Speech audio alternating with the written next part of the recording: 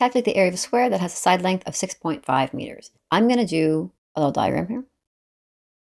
Right, we have a square, and it's 6.5 meters. There's no need to do this diagram really, but what I want to show you all is when you're doing geometry, you should always do a diagram. Some of you all won't just do this. Some of you are just going to write the answer, like 6.5 squared, which is, 42.25 or whatever. But that is not how we do things anymore. A huge part of this program is not just about getting the right answer. It's about training yourself to do it the right way so that in future, everything's a lot easier. So going forward, we need to have an equation first. So our equation for a square, or area of a square, is this. I'm going to use an x this time because I feel like being different. And then I substitute in, which is always step 2.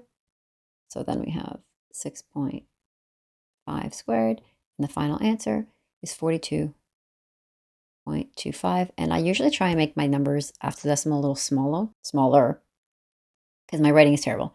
And that way I know it's, not 4,225. Little baby numbers after the decimal. Question 2, a square field has an area of 3,000 meters squared. Okay, so I'm not going to do the diagram again because I don't think it's necessary, but I will use my equation again. So let's use W this time.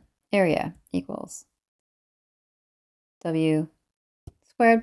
And this time it's the area that we have. So our substitution is going to look at this. So we have 3,000 equals W squared. So to solve for W, we do opposite operation. So the opposite of squaring, as we discussed before, is square rooting. And we get W equals 54.77 meters. Oh, we've got the meters over here too. There we go. Carrie has 210 color blocks that she wants to make a square art design with. If she wants to make the largest square possible, how many blocks will a side length be? Okay, so we want to make a square again. So we have basically the area. So this is a square. And we have 210. So area equals, let's use L this time, L squared. We have 210 equals L squared. Square root both sides. Rooting both sides gives us L equals 14.49. So obviously we're not going to be cutting blocks in half. We're going to say that a side length could be 14 by 14, which will give us 196 blocks.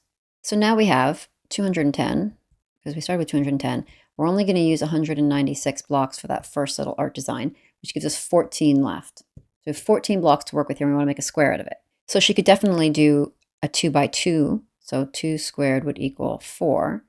That would give her 10 blocks left over. We could go with a bigger piece and do 3 squared, which will give her 9. And that'll leave us with 5 blocks left over. 5 left over. So she can do it. She can do 2 art pieces for sure. Actually, she could even do 3. She could do the original. She could do this one, and then she could do that one, leaving 1 block left over. Look at me excited over math. Jessica calculated the square root of a number. And then she calculated the square root of the square root. Her answer was 16. What was her original number? Let's create an equation and solve. She has a number, and she calculated the square root, and then she square rooted that again, and it gave her 16. That would be our expression.